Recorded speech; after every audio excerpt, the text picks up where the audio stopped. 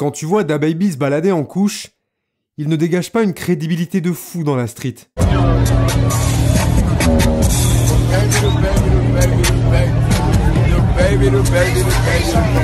Pourtant, tu ne devrais pas trop le chercher parce que le mec dégaine plus vite que son ombre.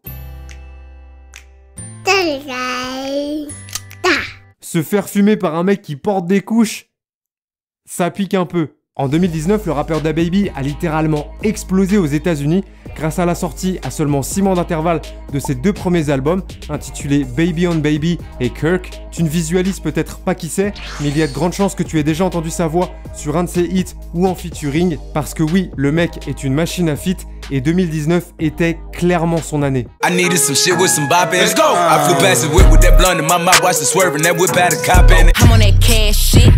You know how these bitches love me? Why? Cause baby don't give a fuck. 3 hoes in the king side. I ain't finished yet. Get another bitch. Got a riding dick and screaming hee-haw. Packing the mail, it's gone.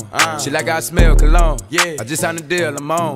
Pourtant, quelques mois auparavant, sa vie aurait pu prendre un tournant tragique lorsqu'il a été impliqué dans une fusillade qui a eu lieu dans un supermarché. Pourquoi DaBaby a-t-il tué un homme lors de cette altercation?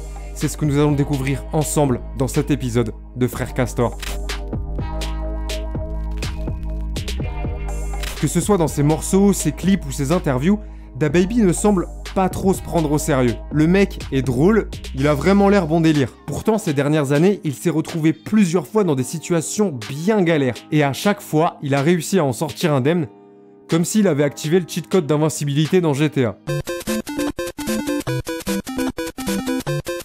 En 2016, DaBaby a notamment été la victime d'un cambriolage chez lui à Charlotte, en Caroline du Nord. Pendant la nuit, alors qu'il dormait dans sa chambre, 5 individus armés et masqués sont entrés par effraction dans son appartement. Étant persuadé qu'il n'y avait personne, il se met directement à fouiller et il retourne l'appart à la recherche d'objets de valeur. DaBaby, qui dormait tranquillement dans sa chambre, est réveillé par le bruit et le bordel que font les cambrioleurs. Malgré le rush d'adrénaline, il comprend tout de suite ce qu'il est en train de se passer et il décide de prendre les choses en main. Il récupère son arme, sort de sa chambre sans un bruit et s'avance doucement dans le couloir qui mène au salon. Et c'est à ce moment-là qu'il tombe sur les intrus. Il est d'abord surpris par leur nombre, puis l'un d'entre eux s'avance vers lui, une arme à la main. DaBaby ne se pose pas de questions, il sort son gun et il tire. Les cambrioleurs ripostent, une fusillade éclate, les balles volent de partout. DaBaby réussit à s'abriter à temps, il est indemne. De leur côté, un des hommes masqués est touché. Ils décident donc de prendre la fuite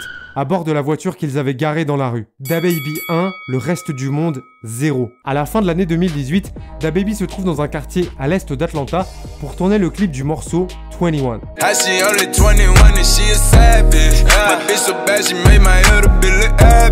Alors que toute l'équipe est en train de filmer la première scène sur le porche de la maison qui est utilisée dans le clip, une dizaine de mecs du quartier débarquent pour lui mettre un coup de pression. L'un d'entre eux lui demande qui lui a donné la permission de tourner un clip dans son quartier. Il dit que c'est sa ville, qu'il doit avoir une autorisation pour être ici. Bref, il le menace. DaBaby aurait pu flipper parce que il était vraiment tout seul. Il est dans une ville qu'il ne connaît pas, il vient de rencontrer l'équipe de tournage le jour même, donc si la situation dégénère, il est mal de fou, mais il va gérer l'altercation de la meilleure des façons. Il ne s'écrase pas et il leur tient tête, mais avec respect. Cool, they ain't gotta fuck with me, but I ain't signing no permission slip nowhere. That ain't what I do. It gotta be respect. You see what I'm saying? That's all it is. It gotta be respect. I don't answer questions. I don't sign permission slip. I don't do that, big homie. Il fait en sorte de désamorcer la situation et les mecs finissent par partir. DaBaby 2, le reste du monde 0. Avec ces deux histoires, tu te rends déjà compte que DaBaby n'est pas un mec qui cherche les embrouilles. Par contre, il vaut mieux éviter de le provoquer.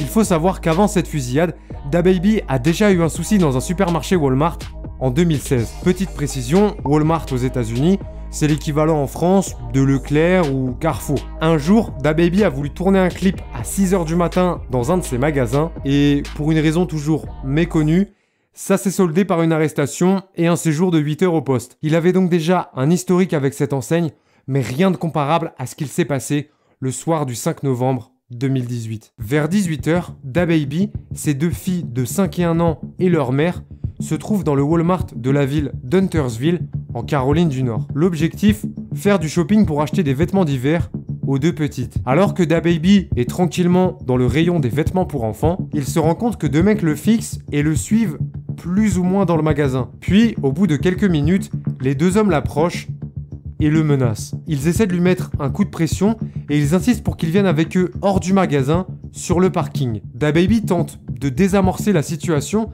mais il sent bien que les mecs sont de plus en plus tendus et nerveux. Du coup, il dit à sa meuf de prendre les filles et de partir le plus loin possible. La tension continue de monter et il remarque que l'un des mecs a l'air de s'agripper de plus en plus à quelque chose dans sa poche. C'est à ce moment-là que Jarlene Craig, 19 ans au moment des faits, sort son arme et menace DaBaby. Les détails sur ce qu'il s'est passé exactement par la suite ne sont pas clairs, il y a eu plusieurs versions, mais de manière générale, le consensus raconte que DaBaby a sorti le gun qu'il avait sur lui, un calibre 40, qu'il l'a pointé sur Jarlene et qu'il a pressé la détente 2 ou 3 fois.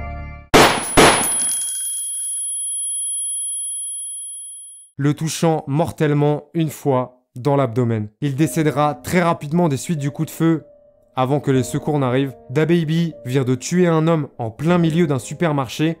Une fois de plus, il est indemne, sa famille est en sécurité, c'est tout ce qui lui importe à ce moment-là. Dans les heures qui ont suivi la fusillade, cette affaire a fait les gros titres des médias locaux. Certains rapportent parfois des rumeurs non avérées en parlant de bagarres qui auraient mal tourné ou d'une fusillade sur le parking du Walmart. DaBaby, lui, est interrogé par la police, mais étonnamment, il fait un live sur Instagram le lendemain des faits pour expliquer ce qu'il s'est passé. These niggas walked up on me, tried me, whipped out on my whole family. These niggas see me buying baby clothes and these niggas want to come show me how tough they is and shit. Nigga try to take my life from my 1-year-old daughter, nigga. Fuck is you talking about?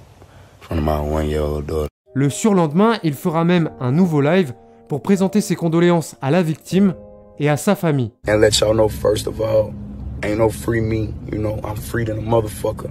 And ain't no RIP me, you know, my heart's still beating, you know, and condolences goes out to the other parties involved. Puis, 3 jours après la fusillade, il sort le clip du morceau No Tears qui comportait en intro plusieurs extraits de la couverture médiatique sur l'affaire. Pow, pow, pow.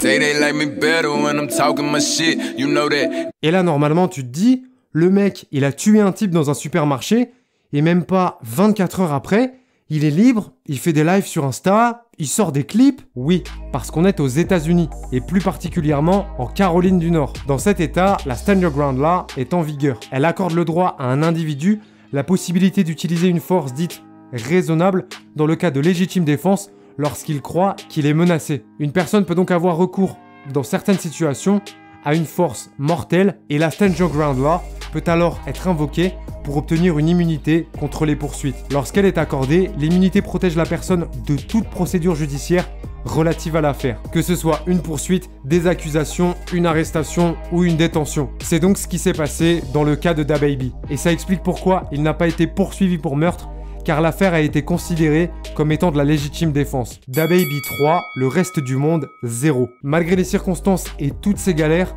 les mois qui ont suivi ce dernier incident tragique ont été plus que prolifiques pour DaBaby. En janvier 2019, il a signé chez un des plus gros labels américains, Interscope Records, et il est devenu, en l'espace de quelques mois seulement, incontournable dans la scène du rap US. Je t'invite à aller écouter ses 2 premiers albums et les morceaux sur lesquels il est en featuring. Mention spéciale pour 21, Going Baby et Bop, que je kiffe vraiment. Si tu as apprécié cette vidéo et que tu veux que j'en fasse d'autres, tu le sais, lâche un gros pouce bleu.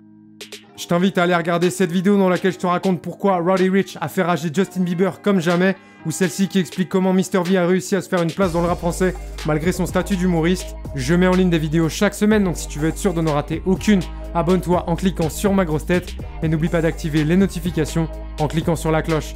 La bise!